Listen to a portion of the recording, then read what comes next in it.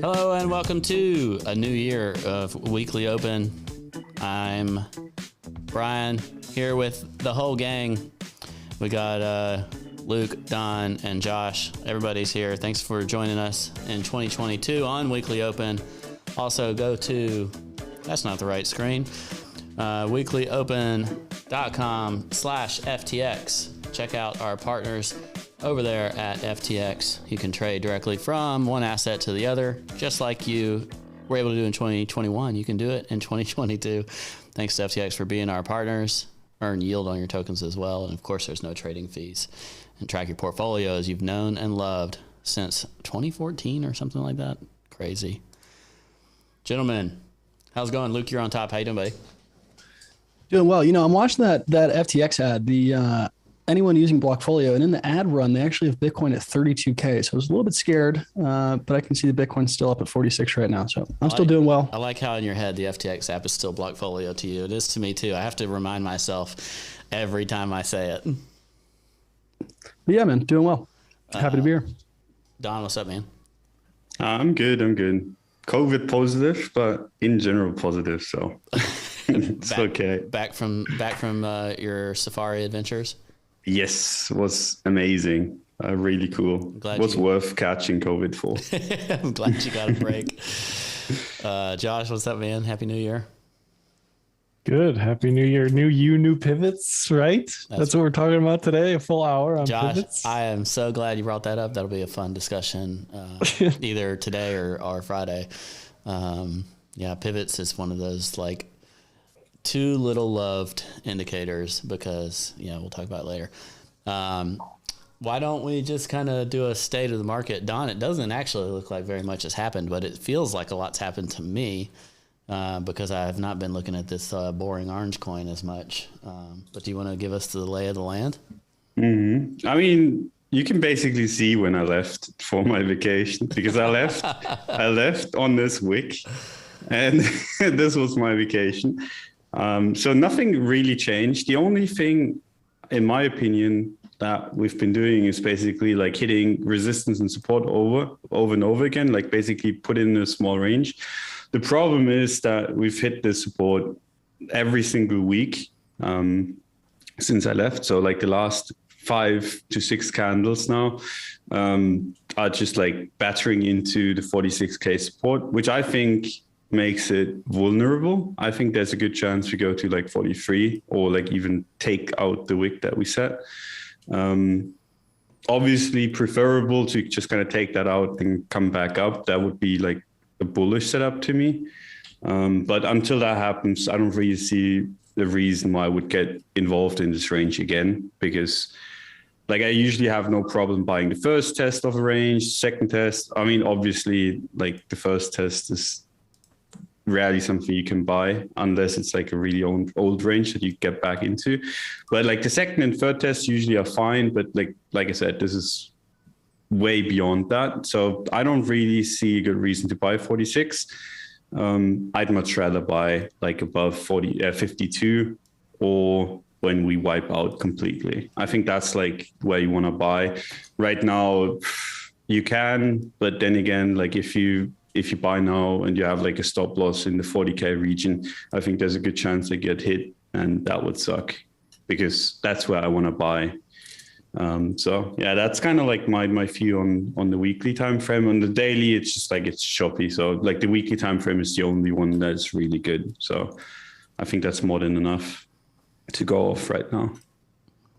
Yep, it's I mean, Bitcoin's been pretty lackluster, especially in the face of legacy markets basically blowing the lid off of it towards the end of the year and as we start the year as well. So that's been a little disappointing in my mind. Luke, do you have anything kind of to add to that? Are you a little more optimistic?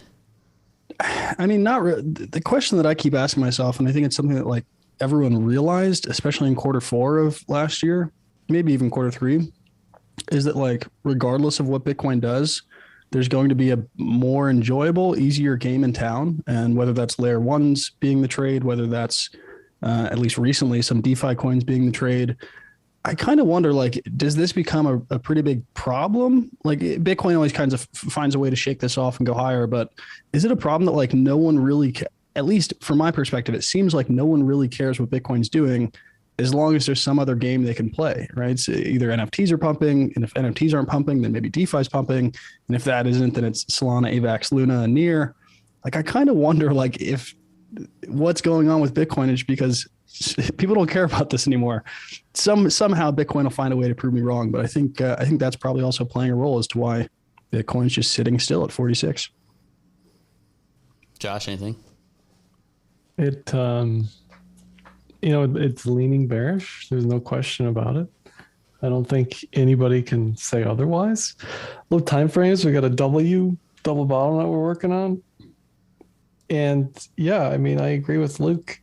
The problem is BTC isn't a shiny object at the moment. And everyone is just paying attention to volatility and what moves up. Things like Curve and I guess NFTs in general. I saw Eminem bought an NFT and Dave Chappelle bought an NFT. So that's going to get big headlines and attention, of course, and not necessarily Bitcoin price. Bitcoin dominance is at an all-time low. I haven't looked at it today. It doesn't, we're coming off 2 months of a crazy bearish period that historically isn't bearish. So that's not a good sign at all either.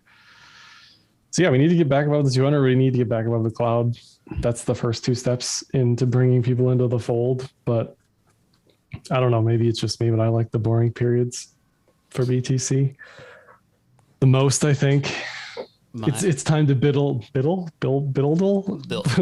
that. Biddle. It's time to biddle, guys. You need to biddle. Not to be unless you're Sailor or El Salvador and you're just buying. Not bidding, just biddling. Biddling.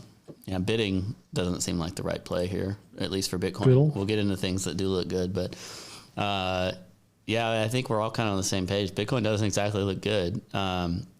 The trend metrics start to become useless as the consolidation is so long that it essentially makes all trends flat. So this is very clearly chopped, but technically we are below the 200. We're not like, we had this chance at recapture. The fact that the retest not only didn't bounce, it actually is now treating the same area as resistance at that 200-day moving average. Also, the faster moving averages on the weekly look, I mean, it just looks really bad. Like it just, it looks like truth comes out. Yeah, it does. I mean, it could be consolidation, but it could invalidate that so easily. Towards Don's point about 40K, that's kind of the next support level is like 38.5 to me, 38.5 to 40. And you have to see if people are just willing to own Bitcoin because it's a value at that point. But the chart needs to repair itself pretty quickly in my mind. 53, 54 is where it looks healthy again to me for like broader consolidation. If it can do that, I could actually see it consolidating towards the highs all the way until April or May, maintaining boringness and enabling the rotation as Luke has discussed. If this breaks down, I think it's going to be really interesting if we end up getting altcoin markets that start looking like January 2017 style kind of quasi-exit pumps. Is that what's been happening? This is one of those scenarios that's always worth being afraid of, right? Like Don, you want to comment on some of these correlations? We haven't seen this too much in the past year, but we see Bitcoin and ETH down, and look at this, like almost everything else up. Some things up for the first time in a long time, like DeFi. What are you thinking? Yeah, I mean, I don't like that usually. I think in general, when Bitcoin looks this bad, it's like, it's terrifying in the sense that you can just get like a deleveraging in the market basically anytime. I still think there's like these kind of coins that are going up and the NFTs as well. They're good trades to be had there. It's just, there's almost always a time window, right? You have Bitcoin look bad. If Bitcoin wipes out, they're going to wipe out as well. They're probably going to outperform again once Bitcoin starts pumping. But I think like if Bitcoin starts wiping out, everything else wipes out harder. But I mean, that's still like that, like saying that doesn't mean like you should exit everything, because I think there's some really good setups and you just play them and you take them to their targets. And something that you should not be doing, in my opinion, is like raising the targets up, right? Like if you have a technical kind of target, it gets hit and you sell and it goes up further. Like chasing is a bad idea, but like ignoring every single bullish setup because you think Bitcoin might wipe out, not necessarily the best idea, I think. So like there's still trades to be had, and it's just, they have to be exited at some point, because I think like if we go to 40 or below 40, we're going to see like a massive wick on almost every single altcoin again, which would be a nice buying opportunity if it does happen. Yeah. Ethereum, at least from my metrics, is starting to kind of catch up with Bitcoin in the sense of lagginess, starting to lose some of the trend stuff that I like to look at. It hadn't reached its 200-day. That's around 3380 right now. Maybe it'll be 3400 or so by the time it hits it. This looks like the type of thing where it could just kind of wick down into this cluster. This is also a previous cluster in August and what we blew above for the all-time high. So I could see Ethereum making some kind of wick in that scenario that you're talking about, Don, anywhere between maybe 3,200 and 3,400, and then moving up from there and kind of regaining that strength. Meanwhile, the ETH BTC pair, which was looking a little bit lackluster, ended the year with a nice week, a rebound off of supports. Are we going to have another year of watching Ethereum dominance grow? Are we willing to make any predictions for the year at this point? Or do y'all want to talk about kind of the framework that you are wanting to use for the year? I mean, for me, like prediction wise, for Bitcoin first, I think it's going to range between like 30 and 60K. Like, I think we're going to be stuck in this range, basically, like this one. 30 for the majority whole year. For the majority of the year, yeah. What's that, Josh? What a brave call. Are you being sarcastic, or I think betting against volatility is actually fairly brave in crypto land. Yeah, it feels very weird given like how that's still crazy volatile, right? Yeah, it is, but it's like 100% range. Yeah, but it feels crazy given like the traditional markets and how they've been acting. But it's still like just looking at this chart, just kind of feels like it's going to range. For ETH, I don't want to make like a year-long call because it's really, really difficult to make. But I think like ETH BTC, as long as we kind of stay above 0.075, like this kind of top of this thing, I think you're just going to have to bet on ETH outperforming.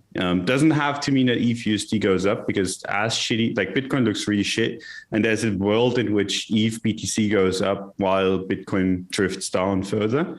And then you lose USD value in ETH, even though the ETH BTC pair goes up. I think that's a possibility. That's like the 30K and 3K scenario. Yep. You get like the ETH flippening, but like at low prices. So everyone hates it.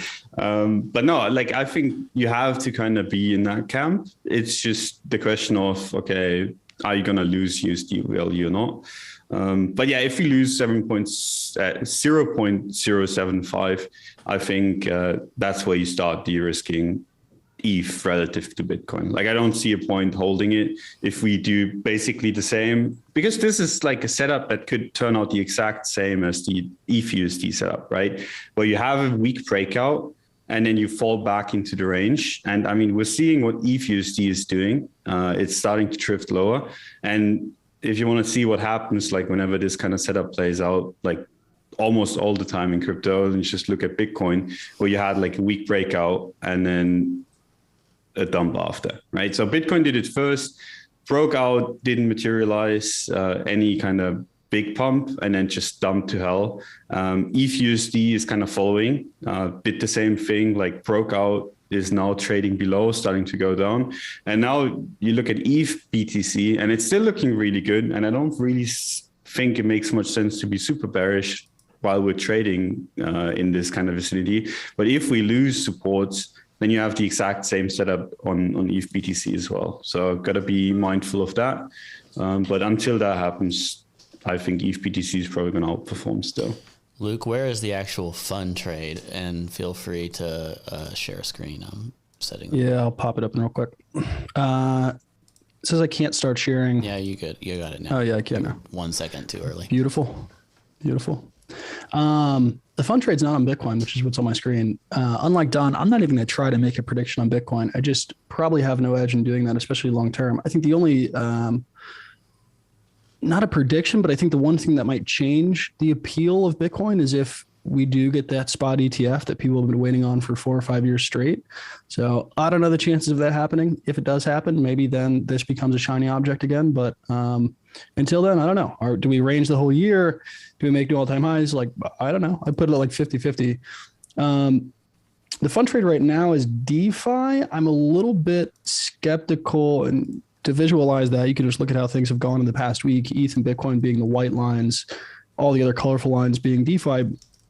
And, ETH and Bitcoin have basically done nothing, down 5 or 10%. And quite a few DeFi coins you could have thrown darts to the board, and you're doing okay. You're up 10 to 15%. That's the fund trade right now. I'm skeptical in a PvP market like we're in right now, where there's not a lot of new money coming in, right? It's not like a frenzy of how much these things run. So that's the fun trade right now, but like, how fun is that? If you're looking for like a year-long prediction or things that I think could get exciting, I think in the same way that Solana, AVAX, and Luna captured everyone's attention and captured all the flows last year, largely because they were just cheaper. I mean, at their core, they're cheaper than ETH, and it's much easier if you're a VC to make the case for why you can invest in those, and then to build a narrative as to why those things have a good chance of doing well in the future.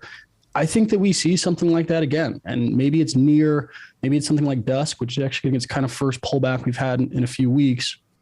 But I think layer ones, it's not so set in stone that it's always going to be Solana, Luna, and AVAX. And it's bad to always try to rotate and find the new thing, right? You want to let the winners run, but at the same time, it's I think Solana, AVAX, and Luna are going to face a challenge that a lot of DeFi did last year, in that they're now so close to that top 10.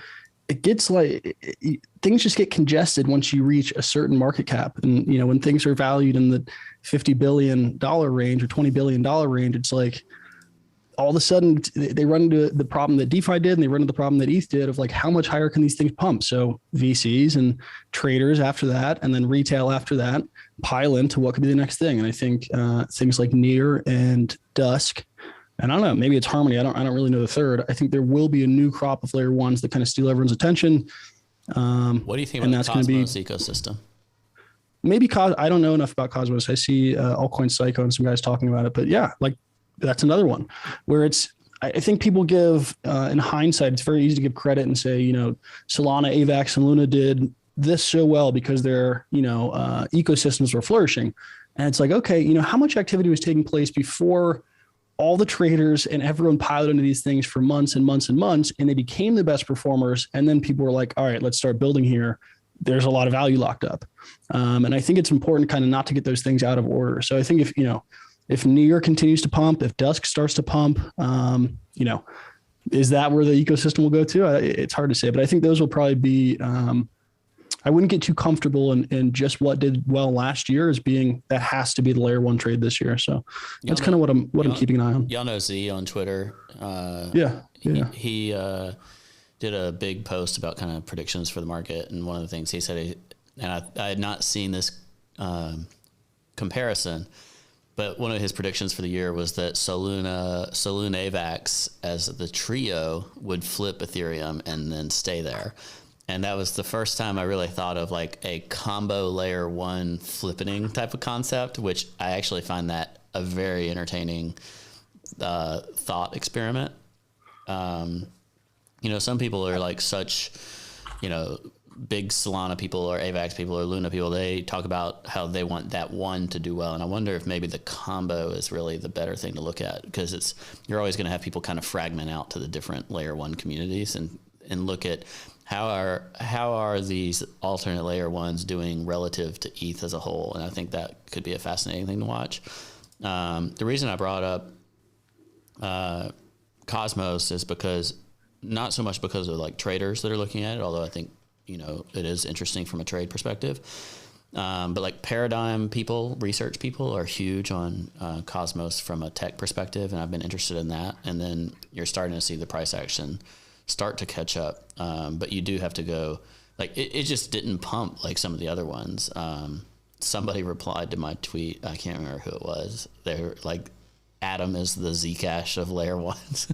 Which is a little bit brutal, but I don't know if it's got a long distribution schedule or something that's kept it down or what. But from the tech perspective, I think the kind of interchain thing within your layer one is a pretty interesting concept. But yeah, I'm interested in that one. I agree with you. I think the ones that give you the best returns this year are probably not the same as the ones that gave you the best returns last year. I actually think Solana specifically relative to Ethereum looks extremely distribution-esque. I wouldn't be long this in like a preferred sense, like if you're long because you're vesting over time or something, or if you're long because you're waiting on long-term capital gains or something like that is fine. If you're just like, ooh, you know what? I want a new position in Solana today. Like that, this chart doesn't scream at me to do that. Does anyone disagree? No. Josh, Don, I agree with you. Like, I think Solana is like the one that looks the worst out of the three. And like, I can see AVAX that I talked about just like last week. Like AVAX like actually has like some setup that you can play. Solana, not so much. Yeah. And I think this is actually because Solana has been having there have been Solana distributions going out to people that own it. Like that's a part of it for sure. So it's being sold by long-term holders. And maybe if that distribution plays through, then it can recover like as those people who were going to sell and then it's done, but yeah, just something to watch out for. Should we talk, or does anybody want to stand out there and do a prediction? Josh, you want to do a prediction? Well, the layer one stuff, if ETH can fix the fee stuff, which I don't think it will in 2022, it could be the layer one trade. I still think ETH looks fine to me. It looks definitely more neutral than bearish relative to BTC. BTC looks fine, like we said already, but I think the chart for ETH looks completely okay. The chart for BNB even looks fine. Like these are two of the best performing, like older coins, I guess you could say, of last year. And where they sit now certainly isn't bearish by any means. ETH, I still like 6 to 7 for the year. If we're talking predictions, I think that's easy within Q2. I don't think it'll happen in Q1. And if DeFi gets crushed in Q2 by regulations, it's not going to happen. But in a vacuum, based on technicals alone, I still like 6 to 7 for ETH. Yeah. Like where's the failure in that trade? I guess below 2.7, like the September low. Yeah, that's roughly what I have on like this kind of yellow box of doom. Because otherwise it doesn't look pretty, but it certainly doesn't look like end of the world type stuff. Yeah. Under 2,700, it's like, it's pretty bad territory, right? It's just a matter of how do people want to average in? Like are they willing to buy any Ethereum under 2K? Are we going to the 200-week moving average, which is the classic bear market bottom for Bitcoin? I think it'll be the bottom of the next Ethereum bear market will be the 200-week. Currently, that's at $1,000. Of course, these things take time if we were to have a bear market. So maybe that would end up being 1,300 or 1,500, the prior highs. Guess where the S1 yearly pivot is? $1,000. 1,300. 1,300. Yeah. Yeah. So if we were to have a bear market, like that's 1,300 would be my equivalent of last cycle's 100. Like literally just scoop up everything possible at the $1,000 mark. Not to say I'm calling a bear market. If we range 30 to 60K on BTC, I agree with Don that ETH would outperform on the bounces. And like, I don't know. The invalidation is a hard question. where do you invalidate between 3,700 and 2,700? That's a little tough, Well, I'd much rather see this downtrending channel than an uptrending channel. If I'm expecting 6 to 7, I don't want to see it based on a rising wedge. I know crypto's like obsessed with bullish rising wedges, but I'm not. Yeah. So ETH could easily break this as a cup and handle. It could break this as a falling wedge to the upside. 3,100 is the pivot. So below 31, and it definitely leans into deep trouble, like 27, like we're talking about. But I think it looks fine. I think this could chop for all of Q1 and still be fine. Yeah, I think personally below like the 3,333 type of world, that's the gap that I don't have to be involved in. Like 3,300 down to 2,700 is the part of the trade where I could be more risked off. If we went to like 3,400 today, I don't really change anything. What's that, 10%? I don't care.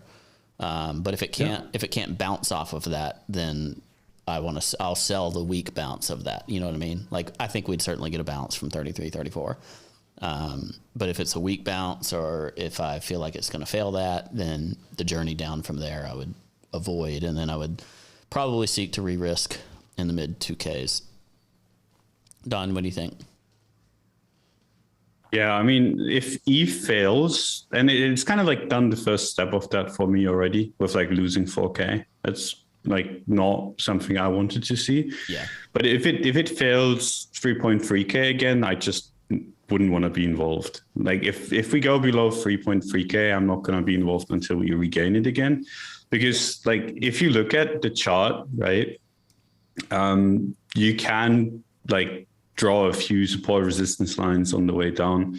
But like at some point, it just makes sense to wait for strength again. And this would be too much weakness for me to be like, okay, I'm just going to buy the next support level, unless we just get like a massive leverage wipe that I can buy, like when it just completely gaps down, that you just buy blindly because it's almost always money when you get those. And then you hold for a while, see if there's any strength there. But other than that, like I'm not going to buy any support levels on that front because I want to see some strength. Right now, it's still fine-ish. I don't like that we lost 4K. I think 3.3 is a good support.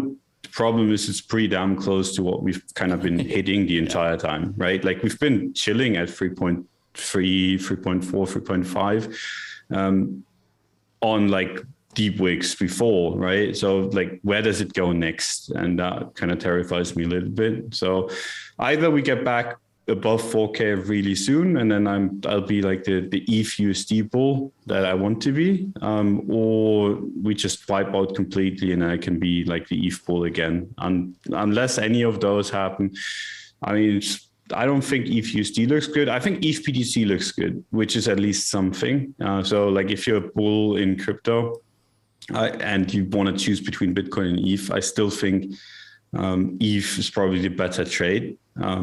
Because you're going to have some ups. Like if that goes, there's going to be like plenty of upside left on the relative pair. And it's just been trending stronger. But yeah, there's obviously added risk as well. But I like that trade still. Yeah. So this is one other element of the layer one trade. I think ETH will go down more than Bitcoin on the downside, but then recover stronger. But I think ETH will go down far less than the alternative layer ones. Like your Solana dump off that 170 range could go to 100. I don't know. Like it could go down a ton. Whereas Ethereum has closer supports, like you said. So yeah, I feel like ETH is just not a terrible place to maintain your risk, or potentially ETH ecosystem stuff. We haven't done the full prediction thing. I'm not actually even sure where I want to call for my annual prediction on BTC as a whole. I guess if I would say, I think Bitcoin will hold 35 to 36K on the lows for the year if we dump. I think you're going to find willing buyers before you get to like 29s and all that. If you go down there, I think we're probably just going to enter full bear market. And I think the highs of the year are there's an opportunity to hit 6-figure Bitcoin this year. I think it's certainly possible to range all year, like you mentioned, Don. But I don't think there's all that much liquidity to the upside. So I think there's willing buyers and not a ton of liquidity on the upside, because if people have to get back into Bitcoin because it starts running, there's a lot of money to run out of all the other coins to get into Bitcoin for that rotation trade. So I think actually if we do see significant strength in Bitcoin enough to pull out of other coins, it could run quite hard. So yeah, 36 to 100. Touching 36 and 100, there's my prediction for the year. Which also co-aligns with my 2-year cycle thesis. And I think Ethereum will be bought up pretty strongly from 25 to 2,700 if we dump. And then I think Ethereum's going to 10K this year. 10K. 10K. You know how much Ethereum was up last year? A lot. Take a guess. Percent-wise? Versus Bitcoin or versus Percent. No, just percent-wise versus the dollar. 300%. More. 400%. Yeah. What's 10K from here? Not saying it's an impossibility. I'm just saying It's a double and a half. So I don't hate it, but does it have that in it after running 400% last year? I don't know. It's tough. Everything's so rangy on these higher caps. When you look at something like Curve, you're like, yeah, let's go. Curve to 20 or whatever the targets are. Yeah, Solana. Curve looks amazing. There's this DeFi trade going on right now that, as someone who loves DeFi stuff, I'm excited, and I also got positioned in it decently about Sushi in the 7s. I've had Curve for a long time, Convex for a long time. I like those, make me very excited because they're yield plays and the number is going up. I want it to be true, but at the same time, this is like one of those fool me once scenarios, right? DeFi, perp, ETH is something that we've talked about many times. We even had this kind of when to take the trade that we kept moving down and whatnot. We used to have the trade entry being at 3.7. Now, like, you kind of move it down if it recaptures this level or that level, then that's kind of the place to enter. I would say actually now it's kind of got this classic. Is this like quasi Wyckofian but more dramatic, Josh? Kind of the spring concept. Is that a capitulation and recovery, or is this just a bearish retest that is fooling everyone to get back into DeFi? I don't know. I guess you could interpret it as a spring going into a range high. Like if we get a range high on that. Yeah. I think this is an ambitious move. DeFi I love that. to ETH. I love that risk return there. Very ambitious. Just go to the top. Just go to the top of the range. What's so difficult about it? Just go there. What's so hard? If DeFi was doing that, if DeFi was outperforming when everything else was like doing okay and kind of moving up, then I think it wouldn't be as optimistic. But it's just I worry because it's so similar to like May, June, July of last year when Bitcoin was ranging like that. You had a lot of things that would pump 20 or 30%, but that was kind of it. Like that's the only gas they had, and then they would retrace because it's a PvP market, and it's the same money rotating into things that are hot right now, and then that money rotates out of it. So it's like, I don't know, like maybe they're so cheap that, just a small amount of money rotating in drives it higher. But yeah, I think they're both cheap and relatively illiquid. So Luke, I don't think you can talk about DeFi as a group anymore. I think you have to talk about it as individual. There's the Curve Wars, there's the Danny trade, there's the various elements to consider. Curve BTC is one that we talked about for ages, and this, to my mind, is just like, I'm not holding Bitcoin if I can be in this trade instead. Curve ETH I had talked about as well. Like, we're finally seeing this trade play out. It has required patience, and then now what's interesting is, will it make it all the way to target? Will it go to $10? Can the Curve Wars, make people FOMO that long, or is it going to like lose steam and, the people with all the yield that come in and sell their rewards all at once, they decide it's juicy enough to do so. Well, Curve and Matic are two of the things that look exciting. Yeah. I look at that chart and I think, yes, all this other stuff's just like ranging mess chop, right? Yeah. I don't want to jump into anything that looks like Bitcoin or ETH necessarily right now. Yeah, Matic USD looks like ETH BTC to me. Like breakout and then now what kind of scenario where Well, even that is up 10,000% since 2021, but like it still looks good, Matic's yearly open was under 2 cents. And now it's 240. So that's a pretty nice move for 2021 Matic people. And now they're like, haha, look at these 2022 people wanting to buy our backs. They want to buy our 100Xs. They're such idiots. That's what I feel like every time I go to buy someone's multiple is there's just someone laughing at me. All right. It's fair, but the chart looks good. What are you going to do? It does. It does. Like if you're a trader, you don't ignore that in a market where everything else looks like junk for the most part. Luke, talk to us about this relative trade. I mean, you just laid it out. It's like you have the Curve Wars and a couple of these DeFi projects that are able to come up with new mechanisms that are getting people excited. That especially when there's nothing else going on, that also adds fuel to the fire.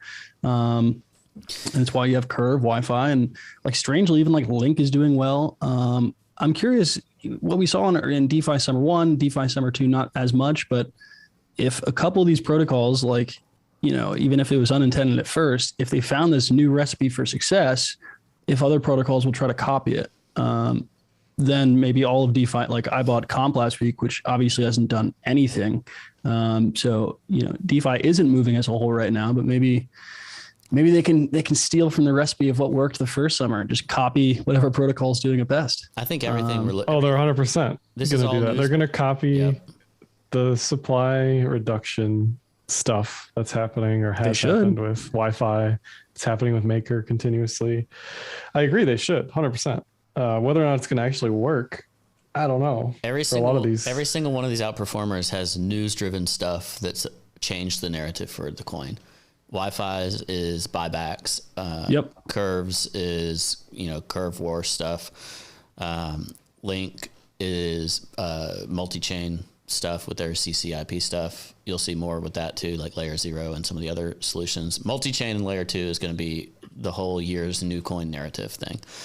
Aves is a mobile wallet announcement. And I think Comps is lagging purely because what you and I talked about, Luke, is Comp didn't say anything. It's just the follow trade. It's just the follow trade to Aave.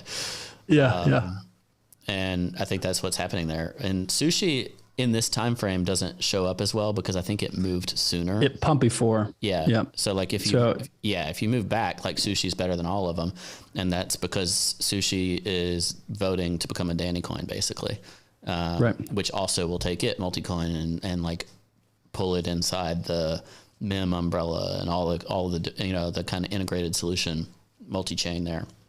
I think that's where this outperformance is coming from. I think that's how that outperformance will continue. I think some of the traps would be buying DeFi stuff that doesn't have these narratives. Like, no offense, Luke. I think that's where the comp is a trap. Trust me, I already feel trapped. It's been a week. I'm not happy about it. Don, this is the relative trade. Are there specific chart setups that you love? I mean, I've talked about Wi-Fi. I've been liking Wi-Fi for a while. Let me actually share my screen real quick. This was actually me charting during my trip to Africa. I was like, it's at support right now. If it wicks, it's going to be a really interesting trade. Never wicked. So I actually was thinking about like buying it the moment I got back. So I was hoping to buy it below the range low, taking it into range high. That didn't happen. So it's like basically taking the trade exactly from the range. But I still think it's pretty much like one of the better looking charts against Bitcoin, where you have your stop loss down here, you target this. Like if you got in on that range low, you're sitting pretty. I like that a lot. And I mean, there's a bunch of other stuff in the DeFi sector that can easily go up another like 50 to 100%. I wouldn't want to trade it more than that because I think it's basically just like people are bored and people are like because Bitcoin and ETH aren't moving. I think that's pretty much just the exact same reason why NFTs are moving. Besides like the celebs kind of starting to move in, but like people are just bored and want something to move, and they're looking for like sectors. And I think DeFi is one of them. So like you take your 50, 100, maybe 200% move, and then you get out. And then you look for the next sector, as long as the crypto markets stay boring. Because what happens usually is Bitcoin and ETH go sideways like this. And then you have like in general, like the altcoin markets probably go sideways as well, right? It's just, well, like a little bit up. But what you have during that time is just like some sectors just go completely bananas, and then they start retracing again. And then while they're retracing, another sector goes. So if you're like not quick and not early to those movements, you're just going to lose money, because you're going to buy and then they retrace. Like you buy the confirmation basically, and then they retrace and you get out, and then maybe they have like a second leg. So that's kind of like, it's PvP, like Luke said. I think that's basically the market we're in right now. It's not necessarily fresh money. Besides maybe in the NFT market, which is hilarious to think about. For like the coins, I think it's PvP. So you're trading against other people, you're taking money from other people. It's not necessarily like the entire market taking a lift off. And that's why like targets should be just a little bit higher. So Wi-Fi, one of them. I think sushi looked good as well, but I mean, I've not been looking at charts too much because I've been sick. But yeah, it's pretty much the same thing where Sushi like if you get BTC is one that I hadn't actually looked very much at, but sushi ETH, I've actually been trading almost everything on ETH pairs, because if ETH is out, if ETH looks better than Bitcoin, then I like it actually. Good call. I could do this and see myself do the same thing. But yeah, sushi looks good as well in my eyes. Sushi and pretty much all these DeFi coins, the worst ones obviously were down more. Like Wi-Fi was well below its all-time lows. But sushi swept its ETH relative lows on the weekly, but didn't quite make actual all-time lows. It was almost a perfect double bottom. Do you really call that a double bottom? November 2020 to December 2021, a year-long kind of return. If it made it all the way back to the range high, that'd be more than a 600% gain versus ETH. But even from where we are right now, it would be a 350% gain. The next big trade in my mind would be kind of its breakdown from its prior floor, if you will. And then obviously you would move kind of your stop loss to some more respectable level. So like this might be the next trade that you make if you were interested. But there's still some like ETH relative gains that are extremely interesting to me. On the dollar pair though, that leads to proper continuation, right? Like if this is a bearish retest, all that goes back to the bottom of the range, everything dies, goes to crap. The high upside play though is sushi going to like $20 and then price exploration, which I think would be really interesting. I think in general, like all of these coins, like if you really get a Bitcoin wipeout, which isn't guaranteed, by the way, like this could take weeks before it actually breaks down or up. But if you do get it, I think you actually just want to buy whatever's been doing well. For example, sushi, for example, Wi-Fi, like the DeFi stuff, I think is going to have a second leg if Bitcoin breaks down anytime soon. Like usually when you have a range on these and you have like a nice play, like something like leaves the range, comes back up, goes back up towards the top of the range. And then Bitcoin just kind of like fucks the setup over. What happens is it dips towards the range low, and then you get a violent buyback towards range high. So like if you're lucky, you can actually get like the entire leg still, even though like a lot of these coins, like I showed with Wi-Fi, are already quite a bit away from the range low. If the market wipes out, you might actually get still like the entire range just by being one that picks off the people that are basically getting liquidated by being over leveraged. So that's kind of like the play that I'm looking for right now, because I wasn't home to take the Wi-Fi play, which to me seemed like the best one technically. What do y'all think about the ones where like you just heard over and over again about kind of the broken fundamentals or whatever? Like synthetics comes to mind for me. Nobody uses synthetics or whatever. but it went down to the levels relative to ETH. Like I had these marked on my chart for a year. And I don't remember which podcast Josh and I were on where I drew this green line. It didn't have the bounce that I expected, but then it bled out almost exactly to plan.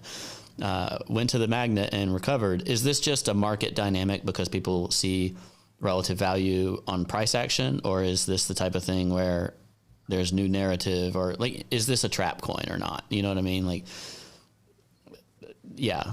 Synthetics doesn't have users, and it still has most of the same problems it had before. What am I missing on some of these coins? Redemption arc for comp coming soon. If SNX can do this well, I'm looking at the dollar chart. I'm looking at the dollar chart, and it's doing exactly what I thought comp would do. I don't know. I don't know why it's happening, but it does make me happy. Well, this is for a lot of the DeFi stuff. They need a reason to exist other than trading, and they don't really have that.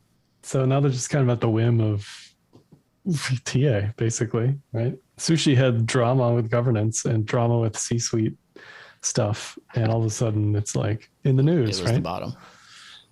Well, it was something, right? People cared enough to say whatever about whatever, and it caught attention for people for some reason. Does that mean to me fundamentally, like, has anything changed for sushi?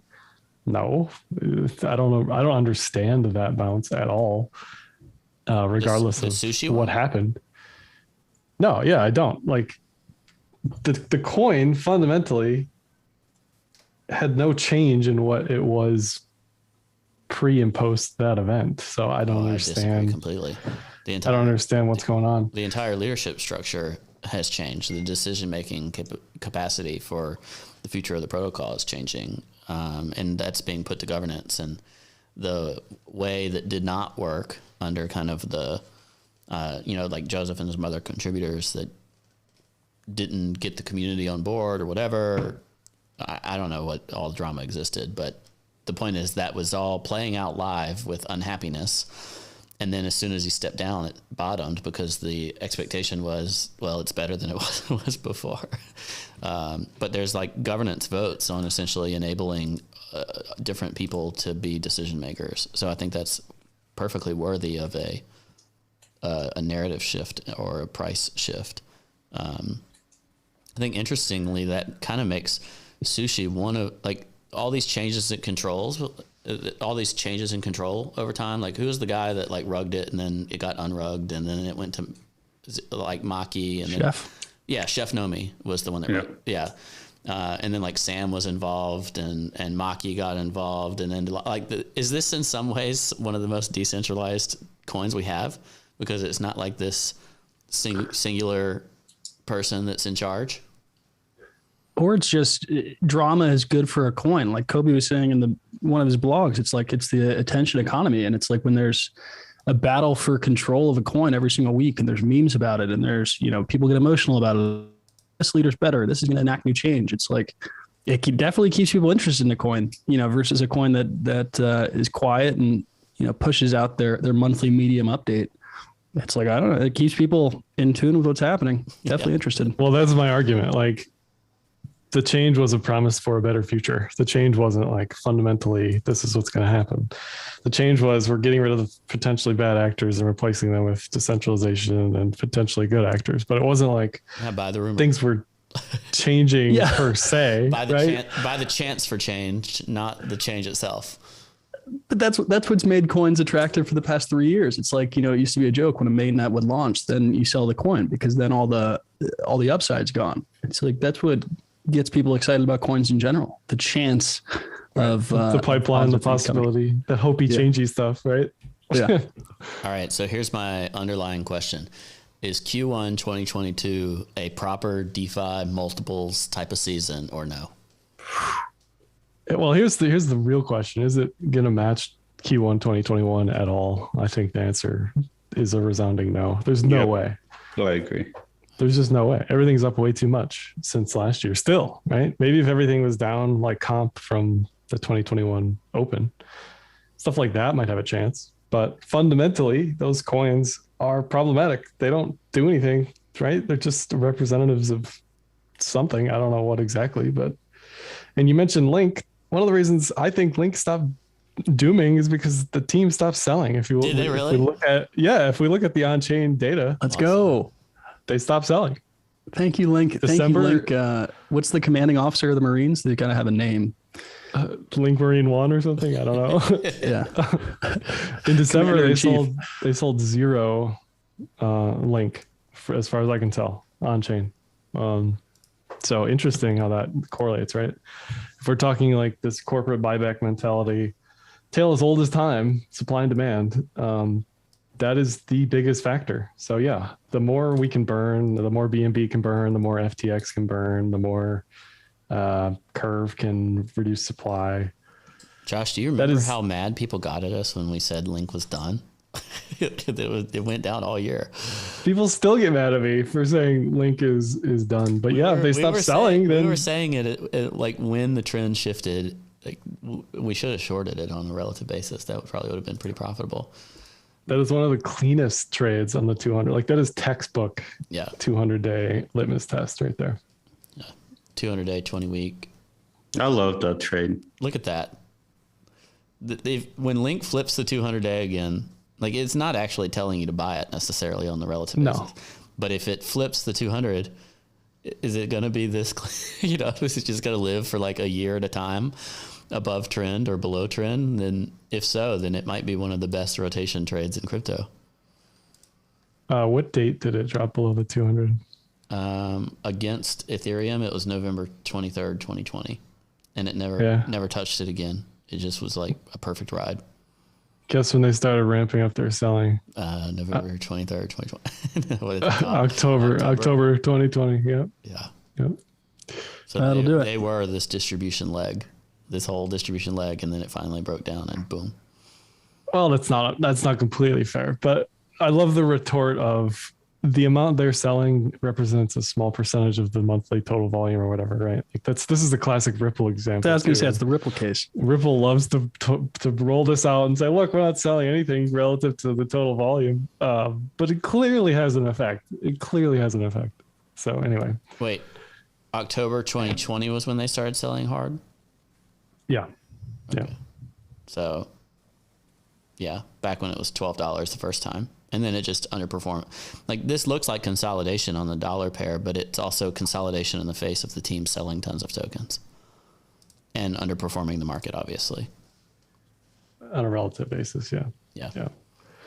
So I think, the narrative's definitely going to be who's burning, who's buying back specifically, who's not distributing to the community. That I think is definitely the narrative. All right. So, did anybody else give a high or low prediction for Bitcoin on the year? High or low? I'll give a high. I think the high be 96, 69, 6.9. You're selling in front of me. It's okay. I won't own any Bitcoin in 100K anyway. Even if I think it's going to touch it. 96. Yeah, I mean, even in that scenario, it's like, how exciting is the Bitcoin trade? Mm-hmm. Not so much. And again, I still feel like there's going to be a day where Bitcoin's just boring. And then suddenly it just vacuums up everything in the market and just fucks everyone over. But it doesn't really make much sense to bet on that, given it's not been happening, right? I think we're all in the same boat where we're Bitcoin should probably fuck everyone over, but it's not doing so. And I mean, if you keep waiting for it, you're just going to lose money doing so. So it does not make any sense. Josh, Market doesn't care. I mean, I think if it goes, it's going to go. It's been a year of range, right? Essentially. So if it has the strength to get past 60, I don't know. I like 6 figures, but 250, I don't know. 250 this year? 250. I love that. Wow. That is a ballsy call. By July? I don't think I'll ever do that again. That was a trade setup that clearly had invalidation criteria that got met, but it didn't matter. So no, not 250 by Josh, July. Josh, should we talk pivots? That's just a number, by the way. I'm not going to plan B myself and say like that's 100% predicted number. But I think it's going to surprise people. I think we'll be able to see it on chain with the holders selling. When we start to see that, then that's going to be the top. Like whatever their number is right now, that'd be the thing that everybody wants to know is where do the multi-year holders want to sell? So Bitcoin has not outpaced its pivots in the past few years. After the 2019 low, it went to the R1. That's a resistance one. 2020, on its hottest part, it closed the year right at the R5. And then last year hit the R3 twice. Pivots are a predefined standard for support and resistance. It's a mathematical calculation that is pretty cool to look at. Josh mentioned it earlier. Historically, crypto has used the S1 as support, although sometimes the market can be volatile enough to where that is like basically itself unrealistic. Traditional markets and crypto markets, Josh and I have talked about this a lot on our other podcasts.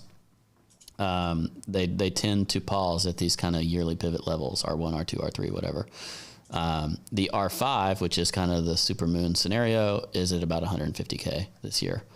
And then the R1 is at 67, so equal highs, R2, 89, R3, 108, R4. Ledger, have we ever outpaced the R5 in the past 5 years? Yes. 2017, and then Ethereum. 2017. Ethereum certainly has.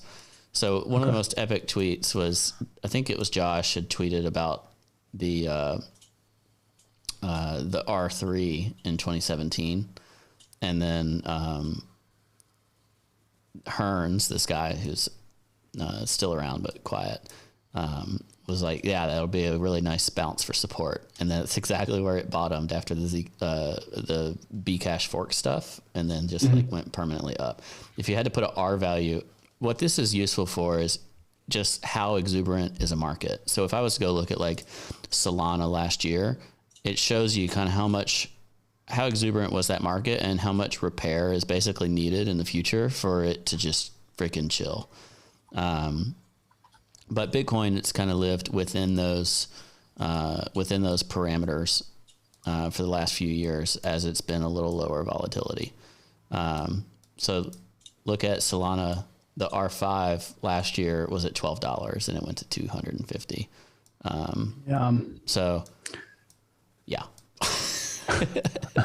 This is why the S1 is useless when it becomes that volatile. Obviously, this is an indicator with limits, but Josh and I have loved to talk about it every year, and it's actually pretty helpful when you start to reach some of the levels. But the S1 on Solana is at $27, so support at 27. But yeah, Solana to hit the R5 again would be $800. That's an example. So my personal. Go ahead, Josh. No, I was just going to say it's a great thing to look at when we're like free falling or when we're just in price discovery. Because you can calculate the pivots past R5, like because it's just based on the highs and lows of the previous year. But the question then is, okay, like do I look at the R7? Do I look at the R15? Like what did the market do previously? Like right. So it's not like a perfect science or anything, obviously. But and it kind of plays into sometimes as well. Y'all ever heard the thing where there's no such thing as a 6 Sigma move in markets, because by the time you hit 6 Sigma, you're going to hit like 60 Sigma or whatever. Like you're going to be so far out on the curve that that's my argument with 250. Like if we have the momentum break 60 again, 250s, I'm just throwing it out there. Okay. I have no reason or rationale whatsoever why that's the number, but go ahead. No, you're good. I just agree. On Ethereum, the let's see, 10K would basically be like an R3 hit, which makes me think that's partly my thinking of it not being exuberant. The P value is at 3,100 also. So again, that kind of lines up with some of our other notes about what to support.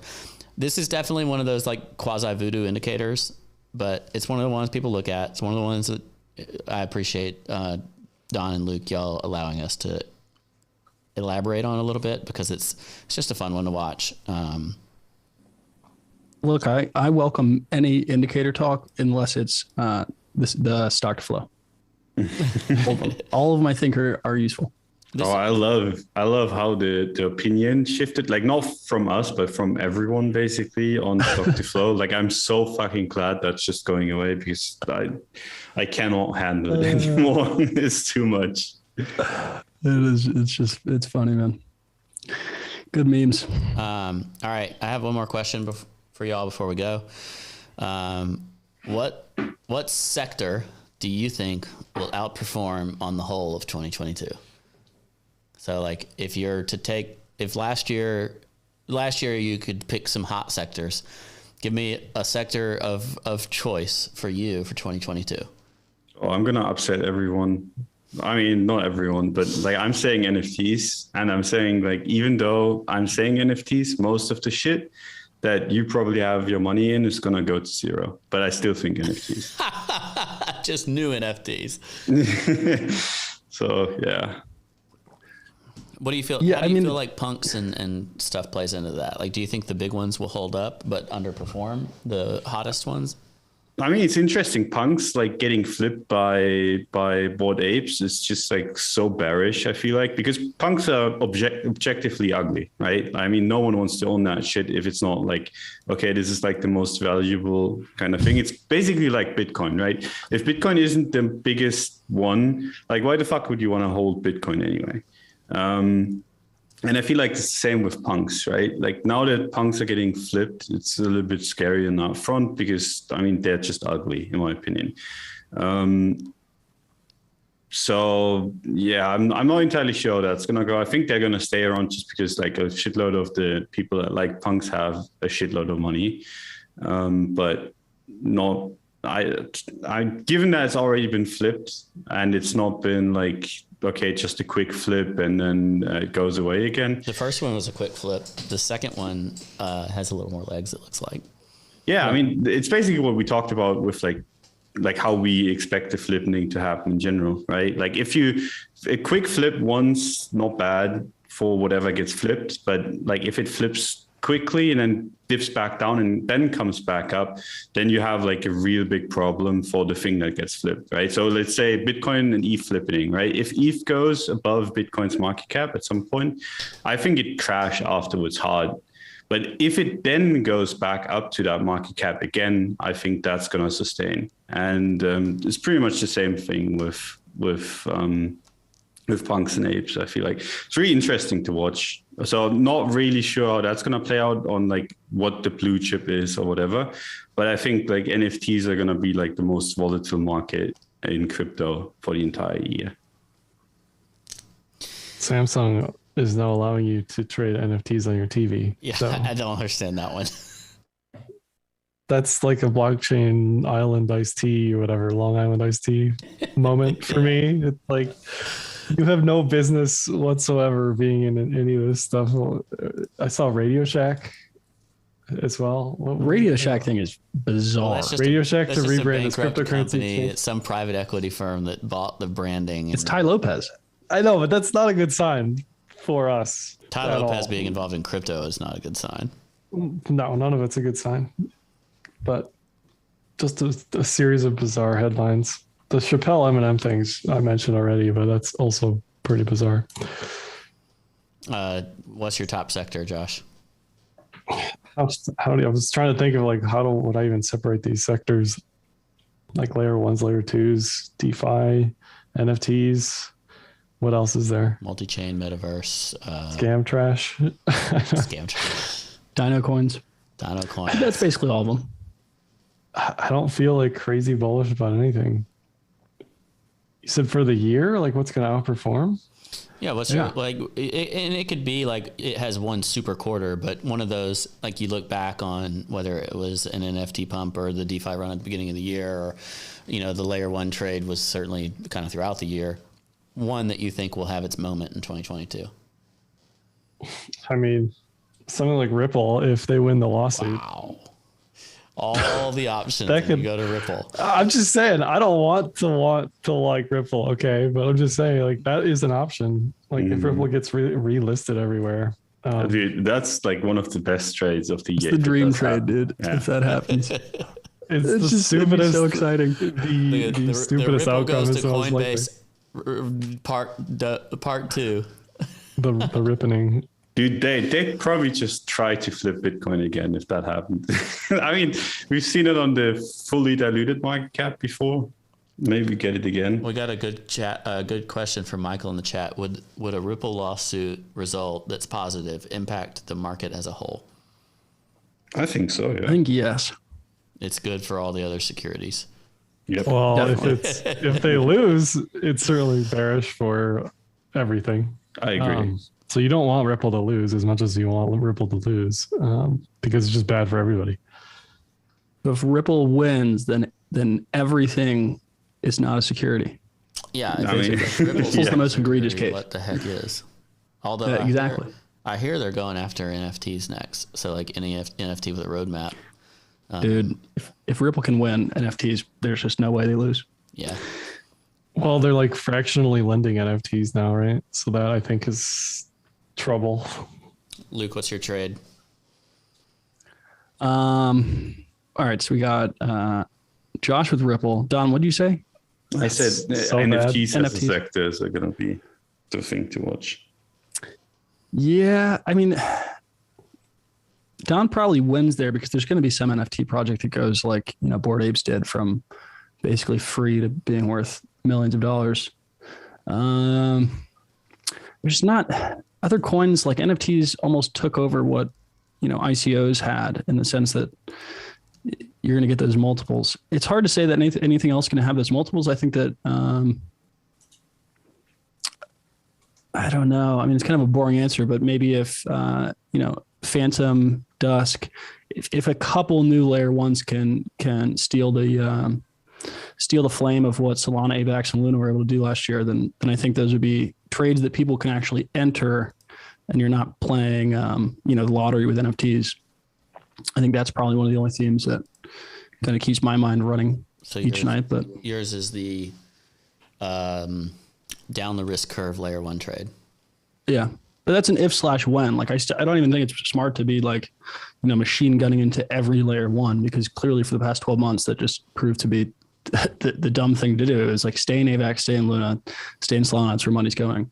But it's like, I don't know, like AVAX is a great example. You really didn't have to be early to that. Like I bought it at 30, I think 2 months after I bought, and the first AVAX wave of it doing well and all the ecosystem coins doing well, it crashed back down to like 40. And there was like a month or two period where people were still debating whether or not, AVAX was going to be good enough to join something like Solana. And then Terra kind of came out of nowhere too. So it's one of those things where I don't even think you have to like really predict which one does very well. Like it's I think it'll become clear. And as long as you're loosely keeping track of what's going on, I think you'll have a good chance of getting into it. So I don't know. That's what I'm looking at. But Don will probably win this. There's going to be some NFT that goes up 10 million%. Yeah, but Don, I mean, that's guaranteed. Don, you have to give us proof that you''ve bought that NFT. Oh, okay. Nah, then Otherwise, you just are like an I called it, but you don't actually own it. That's not my wassies are gonna go 10,000x. That's what's gonna happen. No, don't. Shit, no, I don't want to say that because I'm an advisor and I like the Wasi trade. I'll give you that one. Okay, but yeah, don't sue me for it. This is coming from me being an advisor for that thing. So yeah, for myself, I actually have a few sectors that I'm pretty bullish on. One that I'll kind of contribute as a side note is that I think the metaverse stuff that we've seen so far was just like what kind of existed as the Facebook Meta stuff came out. So I think that's really the only reason like Sand and some of that did well. I think the proper metaverse stuff is going to come out this year and going to be better. I really like Altered State Machine, if y'all have seen any of that stuff, as one. And I think that their NFTs, as an example, could do well. It's going to make people mad. The old fluffs are part of that ecosystem as well. But I think the kind of joint NFT, like multiple NFT projects with a single system that they utilize has the potential to be really interesting. Just as a side note, Altered State Machine is one, and they have like a lot of stuff that fits that narrative. But that's not really where I want to spend my time.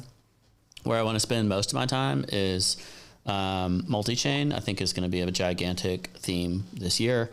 I think Cosmos fits well with that because of the Cosmos SDK that supports like a bunch of stuff that already is out there. So like Terra Luna and Secret and a bunch of stuff that exists on Cosmos now. And then I think that they have some stuff that's going to fit that multi-chain narrative well, as in like that's that Cosmos, that universe is one, but it's not the only. Layer Zero is coming out soon. Disclosure: I'm a angel investor there, but also that's partly why I think Link is outperforming, and I think there'll be other things where it's not like one bridge, but it's pull all the bridges together, and then the liquidity wars that exist because of that, and for other reasons. And so my third sector that I think is really important is kind of the continuation of what's happening with Curve stuff, but where you essentially have yield aggregation combined with liquidity provision that offers like deep liquidity amongst protocols. And I think Curve and Sushi, and I think we'll see some entries in the Uniswap V3 landscape, where stuff starts to like eat coins and create enormous liquidity profiles on chain. And you kind of have this evolution of the Curve wars. My big take from that is actually, I'm going to say that Convex moves up significantly in market cap rankings as people realize that Convex is not just a part of Curve wars, but it will eat more protocols on more chains. And I think Convex will move into like a top 20 ranking in all crypto assets. So those are some of my predictions. You know what I'm excited for? What? DeFi consolidation. I want to see like carnivorous, It's vampiric. You mean protocol consolidation? Protocols eating protocols, users fighting over yields again, That's like happening. get us off a pancake. That's been happening. If you're not, I know, but I want to see it. I'm watching it. Okay, I see it. I just want more of it. I want cutthroat, large scale war. So we saw Faye and Rary kind of combine forces of sorts. We're seeing alliances, if nothing else, right? If Sushi kind of gets into the Danny Coin ecosystem, like Danny Coins being like Spell and Mem, that ecosystem, all the abracadabra stuff, plus like he's got Time and Ice. You kind of pull that. Phantom might be tagged into that group. So you got these interesting alliances amongst coins. And I think eventually what we have is you have singular brands or products that you can have your full DeFi experience within one. And then they start creating overlap so that Aave is a bank and Abracadabra is a bank. You know what I mean? And the DeFi banks kind of have lending and borrowing, they have swaps, they have liquidity provision and yield, and it's all under one brand. And the ones that go multi-chain on that, I think will be enormously successful. So I think that's where we're going to see those wars play out. When everything can do everything, is anything worth anything? That's the question. I think so. I think there's lots of good trades to be made in that battle, right? You make your money in the battle. You don't like when the war is over, you retire, you go home and farm. This is our time to make it. Profit from war. That's right. Profit from the war. What do y'all? Cheers to that. Anybody want to give That's any all final I got. thoughts? Final thoughts? I got nothing. I just hope we don't die in Q1. And if we do, I hope we do it with a direction that's convincing rather than just. Oh, bleed would suck. I'll take it. I'll take anything as long as it's We're already bleeding. Yeah, but more bleed. Like imagine if we bleed for the entirety of Q1, and then what do? We have to wipe out it eventually if we keep on bleeding. We'd have to convince Michael Saylor to come on here, and we got to tell him to start buying more. I mean, he's been buying. Like his average is so shit now. That's like the insane part. He's been buying since 10K, and his average is like 30 something. Well, he needs to keep going. You know what I realized on this call is I'm like so bullish on Cosmos stuff, and I own nothing. I own nothing in that ecosystem, so I'm going to figure out how to get some exposure there. Yeah, let me know. I want to front run you. I've got a lot of exposure in the other ones, like Sushi, Convex Curve. Man, I'm thick on that stuff. I've got another kind of secret DeFi bag that it's a little too illiquid for me to promote. But yeah, I need to get some Cosmos ecosystem exposure. We'll leave it there. Thanks for being here. We're going to have more kind of prediction-based stuff or whatever else as we go into week 2 of the year. You start to evolve, learn more. We'll get there. Thanks for being here with us. Go to weeklyopen.com to catch this episode and other episode replays. You can also get this podcast on audio if you didn't know that. You can find all those links on weeklyopen.com. Go to weeklyopen.com/FTX to make a trade today, directly from one asset to the other. Earn yield on your tokens, track your portfolio, do all the things that you know and love and have loved since 2014. Of course, there's 0 fees throughout that experience. Do it all on FTX, weeklyopen.com/FTX. Bye-bye.